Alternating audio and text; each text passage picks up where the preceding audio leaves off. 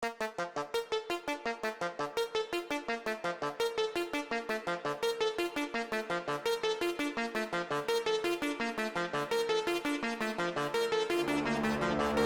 up, Arcanists? Today we have a very exciting opening, and the opening is in large part due to the fact that there is an upcoming tournament hosted by Red Zone Rogue, a YouTube content creator. He does all kinds of cool videos regarding Grand Archive and regarding Flesh and Blood. If you haven't checked him out, I highly recommend him. I'm going to go ahead and leave an info card in the upper right hand corner for you guys so you guys can go check him out and support him if you want to. But there is a chance to get a CSR in the starter deck, so very sought after, very rare, and I am excited to open this because, as I said, this is going to be used for that tournament. The tournament is very casual.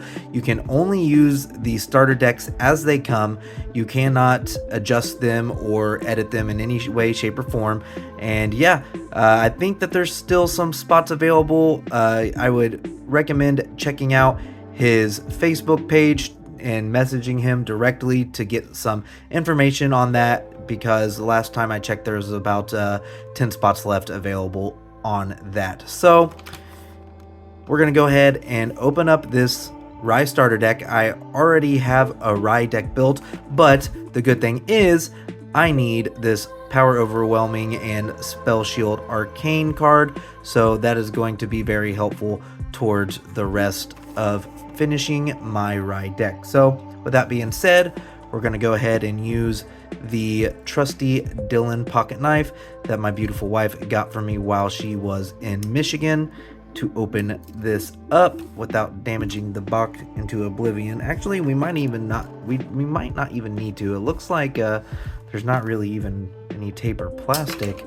from what I see. We can probably just pop it off the back here. We'll go ahead and give it a try. Oh, very nice. Yes. Oh, see, I like that. Very nice. Opened very easily. I didn't have to break any part of the box, so if I want to save it, if that's something that you guys are into, you can save your boxes.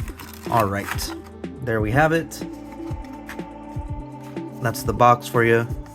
Feels very sturdy, so your cards are going to be protected.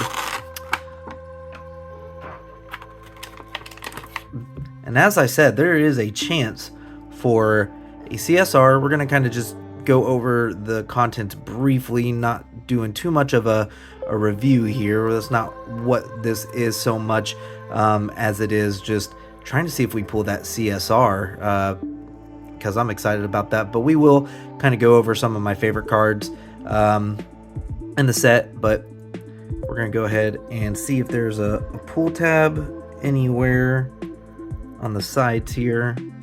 I don't really see a pull tab anywhere. We can probably just, yep, that was fairly simple. All right, get the plastic off here. So if there is a CSR, I believe it's going to be towards the front here. So wishing me luck, guys. Rye is my favorite character, and I love mages, and he has by far been one of the coolest characters that I've seen for a card game up to this point. So here we go.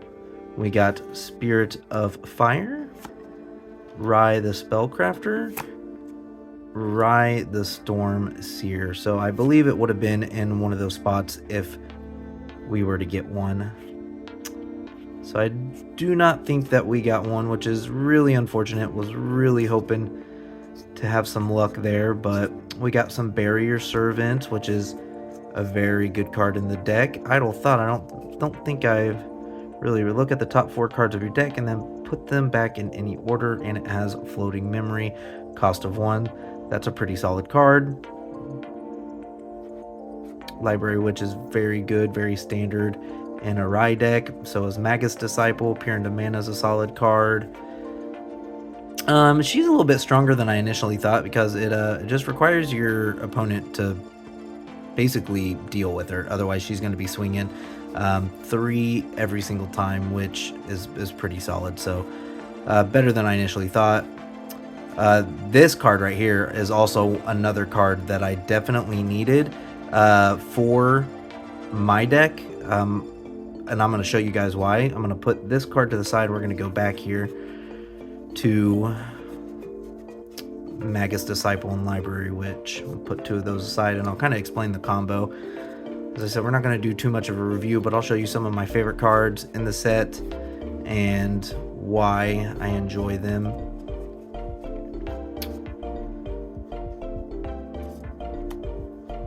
We can do some stuff with him.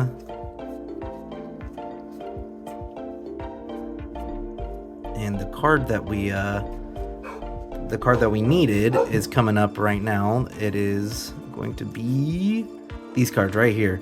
Definitely needed these cards for my deck because I only had I think I only have 2 of these, or excuse me, 2 of these and 1 of these. So Power Overwhelming is such a good card, and it is a super rare. And then Spell Shield Arcane is really good too, because you can just play this card, protect yourself, get a crazy amount of enlightenment counters or enlightened counters, and then on the next turn you can pay 0 to remove those enlightened counters, and then you're going to get +1 level for each counter removed that way, and then you can go into your Arcane Blast because it costs level cheaper to activate it, and it deals 11 damage to target champion. And this followed up with Fire Blast is just a super powerful play. But the play that I really like is this right here. So if you bring him out and your opponent's not really going after him and just leaving him on the field, and you're wanting that floating memory, Cremation Ritual is really good because you get to sacrifice an ally you control, and then you get to draw 2 cards. So being able to draw in the game is always a good thing to do in most card games. Just accessing cards and utilizing cards that allow you to draw will always be beneficial to you. But the most utilization that you'll get is if you bring out Magus Disciple, swing the 1, and then go into Cremation Ritual. On death, you get to draw a card with Magus Disciple. So Cremation Ritual is going to kill your own creature after you've swung with it, allowing you to draw 3 cards. And then if you are level 2 at that point on your champion, then you will be able to gain an enlightened counter from activating the skill. So very cool stuff there. Unfortunately, we didn't get a CSR. If you're not sure what a CSR is, they're these signed cards, and the CURs are they're numbered. So I think there's only 70 per champion. And these, I don't know if they have a limited amount or not, but this is still a really cool champion to get and use if you are looking to get into the Grand Archive TCG. I highly recommend this. It's a combo deck, and it does some really cool stuff involving spells and magic. So with that being said, I appreciate you guys tuning in to today's video. And if you haven't checked out Grand Archive, do it, guys. It's super cool, super fun game. And as I said, I'm gonna link up Red Zone Rogue's information, and be sure to check him out. And if you are interested in joining that tournament, I would love to see you there and possibly play against you. So with that being said, stay magical.